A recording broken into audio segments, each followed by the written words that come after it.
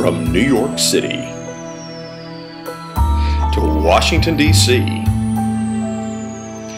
from San Francisco to Dallas, Texas, business executive, author, speaker Chuck Gallagher, ethics and choices expert, brings you a CFP iShares ethics interview. Hi, I'm Pete Bolden from iShares. Welcome to our ethics course that specifically addresses the Code of Ethics and Professional Responsibility as adopted by the Certified Financial Planner Broader Standards. With me today I have Chuck Gallagher, who is going to really talk about some of the context that surrounds the 7 principles behind the code. And Chuck, why don't you start off with telling us your story, because I think it's an interesting one. Well, sure, Pete. First, it's great to be here, and I love the accent. It's just wonderful. Yeah, it was a very expensive accent too. I understand. Yeah. Well, years of training. People ask the question about the story, and it's a bit different. On October 2nd, 1995, I took 23 steps, and those actually were steps from the curb to a door. And on that 24th step, I opened the door and stepped into federal prison. Wow. On that day, I became 11-642-058, an inmate in federal prison. On the 24th step, when I became 11-642-058, I became what most people, the folks perhaps even that see this, would define as a nobody. My life changed. Yeah. I mean, you're exactly the right person to having this conversation, because there's 7 principles, and they seem to be sort of fairly obvious and things that you'd read through. But I think in hearing from you, that just gives such greater realism and authenticity to some of the real issues that lie behind these, that it's absolutely right to discuss, especially at this is a really difficult time for financial professionals, as well as the problems we have in the economy. There's huge questions over the type of products that are being used, the integrity of those products, and so on. So it's a really great time to discuss some of these issues, because I'm sure that we are all being challenged with this as we move forward. Well, it is a challenging time, and I have to say the thing that strikes me is particularly interesting is that iShares has made the commitment not only to espouse ethical behavior amongst the folks that are associated with your company, but to take that further, to take the concept of how you can be a solution provider to the people who are CFPs. So the first principle, as you know, is integrity. And that's really the key principle from which most of the other principles sort of flow from. And obviously integrity is a huge word. It's about trust, it's about candor, it's about doing the right thing, operating in that environment. Integrity is easy. When the market is up, when you can do no wrong, when everything is just going perfectly, yeah. It's almost easy to say, well, I'm operating with integrity. But then when there are challenges, the challenges really define, do I understand what integrity truly means?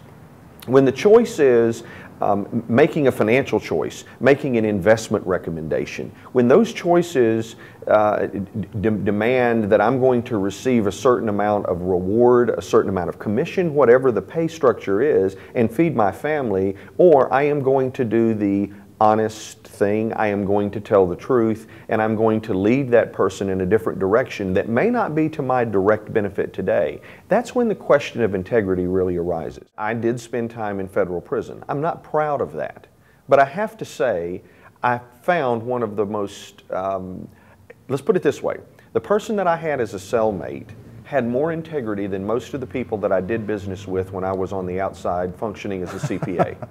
Now, as bizarre as that is to hear, the reality was he always told the truth, he would never lead me astray, and he understood what integrity truly meant, because it wasn't about him and what was in his best interest. Integrity was looking at me and asking what was in my best interest.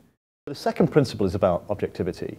And that's about being required to provide professional services with objectivity, making the right choices and not being biased by personal instincts and that sort of thing. So again, you must have experienced a point at which objectivity started to diminish as a principle for you. It's interesting, Pete. My mother, who is now 72, is a financial advisor. insurance and financial services. And it was fascinating to me because we've had some conversations, numerous conversations. She obviously is intimately familiar with my past, and that past prohibits me from ever being able to assist or help her with the things that she faces. But it's funny, I say funny, not in a laughing manner, but interesting, that her broker-dealer in many cases will have products that they will recommend. And the question then is, how objective is the advice that's given? Is the advice given because it is the broker-dealer's recommendation that this is the product du jour, that this is the one that pays the greatest commission, that this is the one that provides the greatest benefit, or this is the one that moves you to the trip to Hawaii or Great Britain or wherever the case may be? Is that the motivation to sell the product, or is the true objective met, which is evaluating the need of the client and making a recommendation based on the client's true need, irrespective of all of those other benefits that might come into play? It's interesting you say that the number of high net worth investors who are choosing to have more than one advisor is increasing. So I think there's a view out there that advisors aren't particularly, or cannot be particularly objective. And that leads to high net worth investors especially seeking the sort of information that they need and advice from 2, 3, 4 different advisors who often are overlapping in their capabilities and competencies. But I think again it shows that they potentially doubt advisors' objectiveness in many cases. So. Well, and that does carry into something you just mentioned, which is really the third issue, which is competence. Yeah. Because the reality today is the people who are out there, those who are looking and are really truly seeking advice, want the most competent advisors that they can find. People that they believe have a knowledge base that is sufficient to meet their needs. And you know, and I know, not one advisor is going to be totally competent across a spectrum, which is one of the reasons why when you're looking at issues of integrity and competence and all of these that really intertwine, I want to find someone who is really good in a particular area. From my perspective, I'm changing it slightly. Typically, people are going to find a good tax advisor. Now, the tax advisor that might help them on an individual basis may be entirely different than the tax advisor that they will find to help them with their corporate business enterprise or nonprofit organization. So in many cases, people are looking for someone who has that competence and really understands the product.